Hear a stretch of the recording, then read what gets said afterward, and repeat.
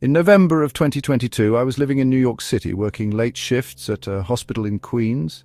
My schedule was all over the place, and on this particular Thursday I didn't clock out until almost 1 in the morning. By the time I made it to the station, the platform was nearly empty.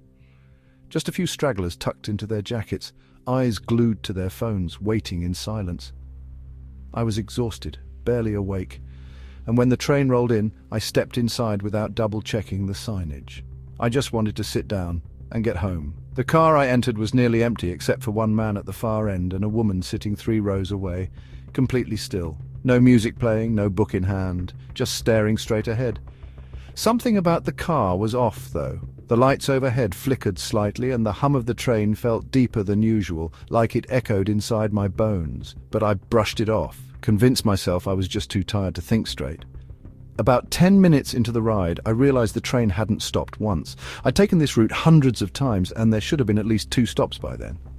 I looked up and scanned the LED map above the door, but it was blank. No station names, no blinking dot, just an empty line. My stomach turned a little. I glanced around and noticed something else strange. The windows on the doors were black, not tinted, just solid black, like there was nothing outside at all. The man at the end of the car stood up. He walked toward the front, never looking at anyone.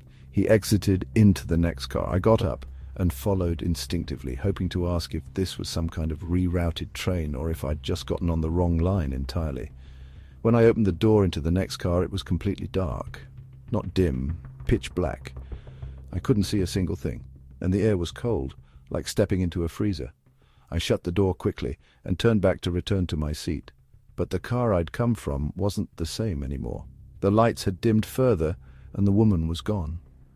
I blinked hard, thinking maybe I was dreaming, or hallucinating from fatigue.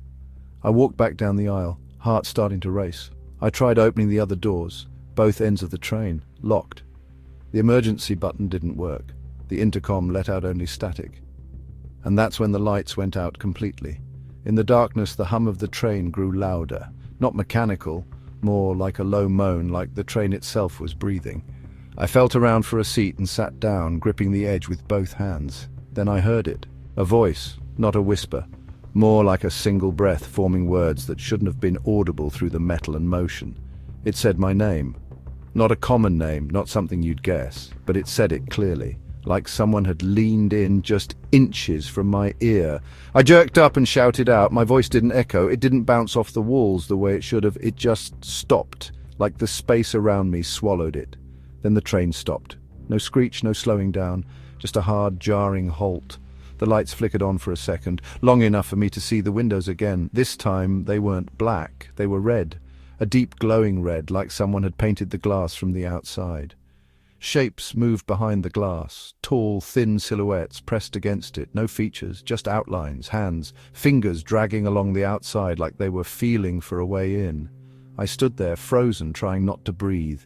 The doors didn't open, the air grew thicker, heavier, until I felt like I was drowning on dry land. And then it was over. The lights snapped back to full brightness. The windows were normal. The train lurched forward, and suddenly the digital map above me lit up. Names of stations appeared, including my stop.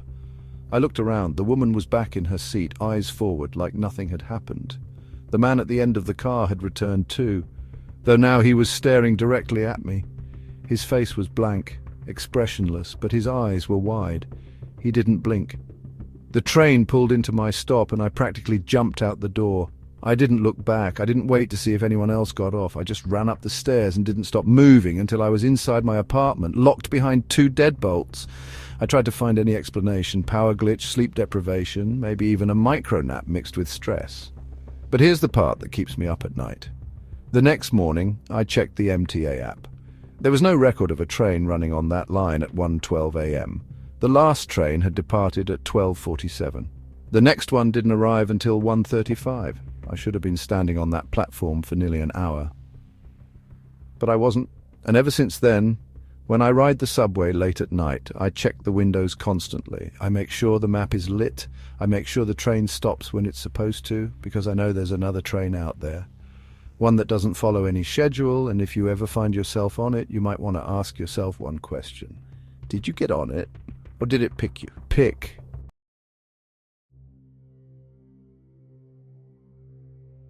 In February of 2023, I had just moved to Boston for a new job, and I was still getting used to the subway system.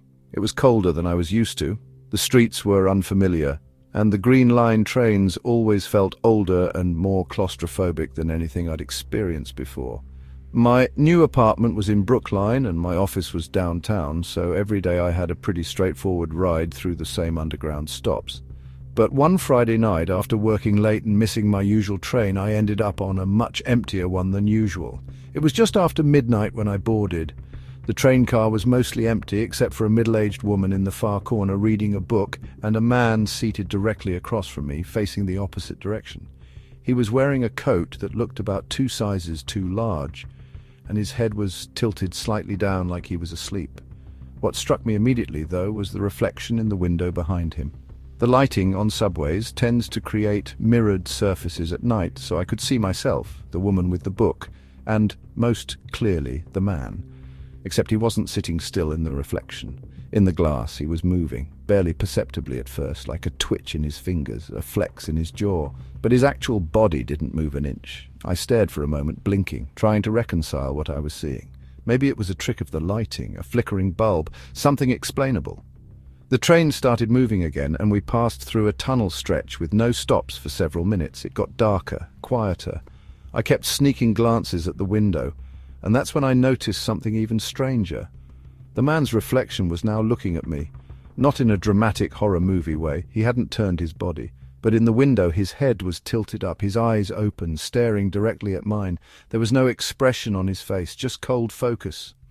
The real man in the seat across from me was still slouched, head bowed, unmoving. I felt a jolt of panic. I wanted to get up and switch cars, but I didn't want to draw attention. I looked back at the woman in the corner, hoping she'd noticed something. But when I turned to her, she wasn't reading anymore. She wasn't even facing forward. She was turned completely sideways, eyes closed, lips slightly parted like she was in a trance. The lights above flickered once, twice. Then everything went black. It couldn't have been more than 2 seconds, but when the lights came back on, the man across from me was gone. The seat was empty. I stood up immediately and looked both ways down the car. No one was moving, not even the woman in the corner. But the window across from me still held his reflection. Same posture, same dead stare. Except now his mouth was open, and I swear I saw him say my name. Not audibly, just the shape of it. Clear as day. I stumbled into the next car, hands shaking, heart pounding. It was empty. No people, no sound. Just the rattle of the tracks and the buzz of the overhead lights. I stood near the door, gripping the metal pole, trying to figure out if I was having some kind of episode. Maybe I was overtired. Maybe I was imagining all of it. Then I noticed that this car didn't have windows. Every panel was just smooth steel. No windows to the outside, none to the next car.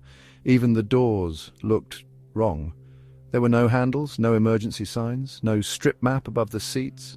It wasn't a normal subway car. I walked up to the nearest door, tried to pry it open.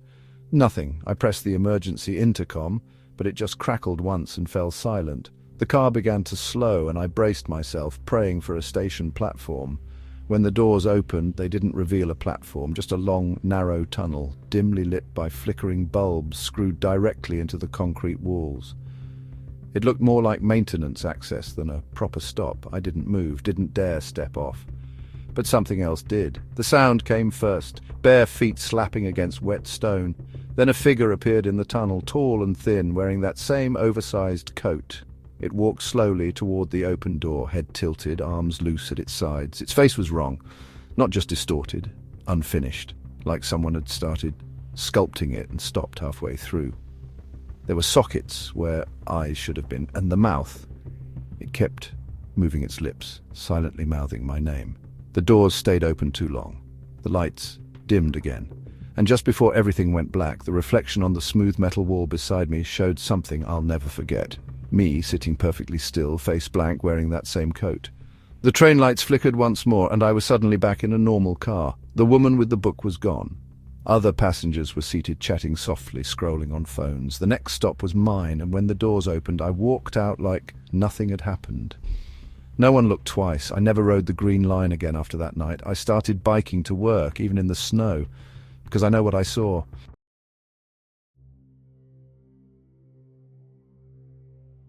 And I know that somewhere down beneath the city, there's a train that doesn't go where it's supposed to. A train that shows you things that haven't happened yet, or maybe things that already did. And every now and then, when I pass by a subway entrance, I swear I hear it calling me back. In June of 2019, I was living in Chicago and interning at a publishing house downtown. I didn't have a car, so I commuted every day using the Red Line, and by the time summer hit full stride, I had the entire route memorized. Timings, platforms, even which seats got the best airflow on the older trains. That's probably why what happened that night still haunts me, because I knew that system. I knew what was normal. And this wasn't. It was a Thursday night, around 11:45 p.m. I'd stayed late at work helping a senior editor prep a last-minute release, and when I finally made it to the station, I was the only one on the platform. The lights overhead buzzed loudly, flickering more than usual.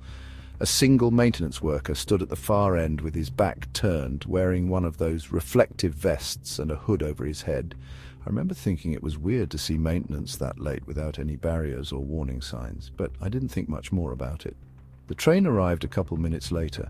It wasn't labelled, no destination name on the LED sign, just a blank orange glow where the stop info usually appeared.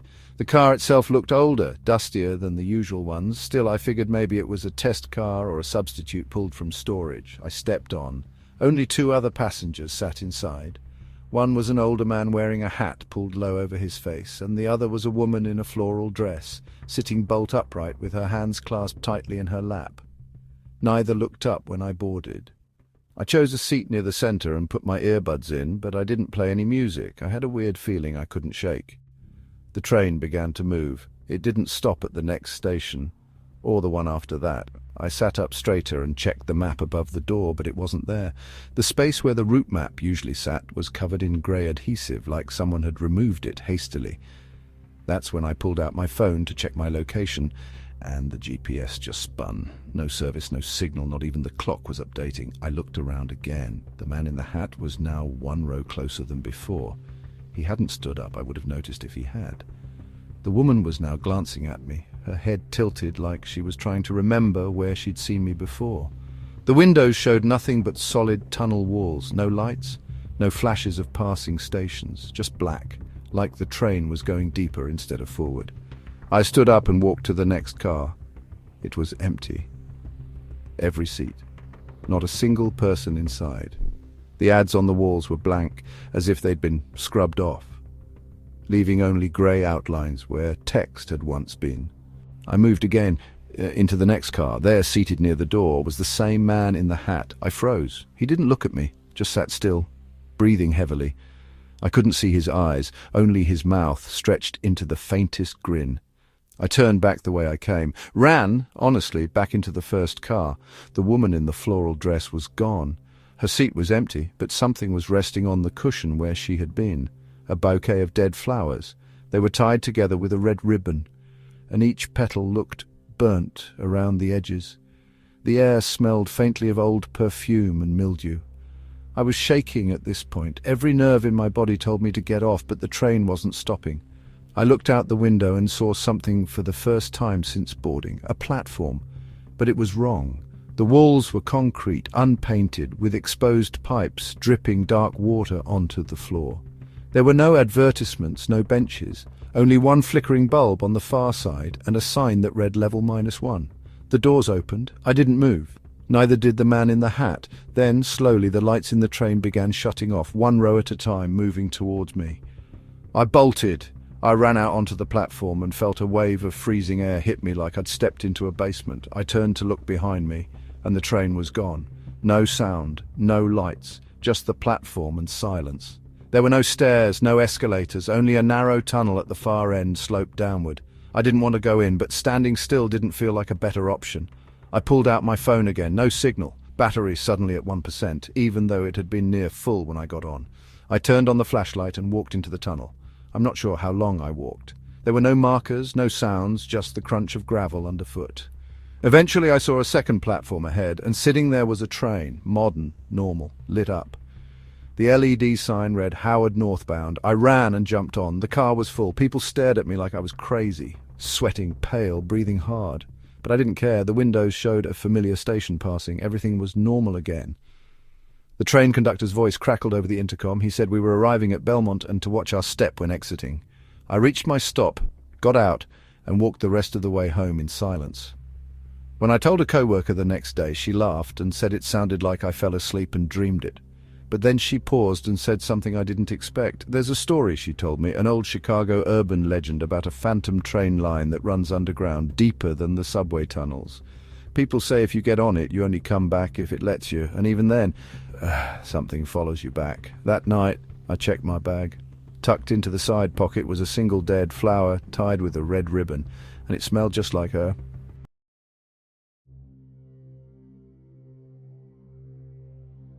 If these subway horror stories made you think twice about your next late-night ride, don't forget to like, share, subscribe, and hit the bell icon.